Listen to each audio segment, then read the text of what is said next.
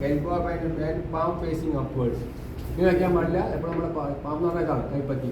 ഇങ്ങനെ ആയിരിക്കും വെക്കണം ഫസ്റ്റ്. രണ്ടാമത്തെ അടുത്ത് വായിച്ചോളൂ. Cross the other arm on the casualty's body.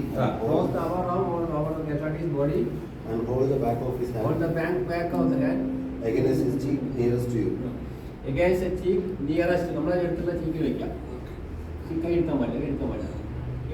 ഇനി next.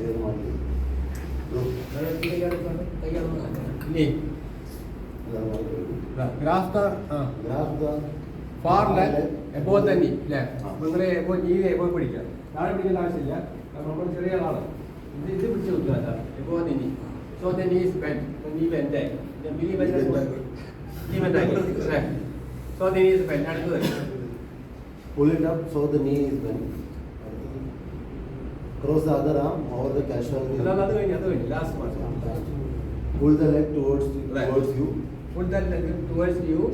So the casualty is now lying on his side, facing towards you. അതെ നമ്മുടെ ഫേസിംഗ് ആയിട്ട് കിടക്കണം. ഇനി കൈ നമുക്ക് എടുക്കാം. ലാസ്റ്റ് ഫേസ് ചെയ്താൽ പിന്നെ എന്ത് ചെയ്യണം? അയാളുടെ എയർവേസ് ഓപ്പൺ എയർവേ ഓപ്പൺ ആണെന്ന് നോക്കണം. എന്ത് ചെയ്യണം? നമ്മൾ ഹെഡ് ഒന്ന് ചെയ്യണം. അങ്ങനെ എയർവേ ഓപ്പൺ ആവും. പിന്നെ അയാൾ ബ്രീത്തിങ് എടുത്തോണ്ട് ചെക്ക് ചെയ്യണം. ഒരേ ക്വസ്റ്റ്യൻ അതൊന്ന് ചെക്ക് ചെയ്യണം. എല്ലാവരും കടത്തി പോയാൽ മതി. Is it clear for you? Okay. Yes. മനസ്സിലായി? എന്താ ഒരാൾ ചെയ്തോ അല്ല ചെയ്യണ്ട. ഇതൊരു സീപ്പർ കൊടുത്ത ആളെ റിവൈവ് ചെയ്യുന്ന അതേ ഇമ്പോർട്ടൻസ് ഉണ്ട്. ഒരാളെ ക്വസ്റ്റ്യൻ എടുക്കാന്നുള്ളത്. നമ്മൾ സീപ്പർ കൊടുത്ത ആളെ രക്ഷപ്പെടുത്തി പുള്ളി ക്വസ്റ്റ്യൻ മെയിൻ ചെയ്യാൻ പോയാലും വീട്ടിലാണ് പോയിട്ട് അത്രയും ഇമ്പോർട്ടൻ്റ് ആയ സബ്ജക്റ്റാണ്. ചെയ്തോ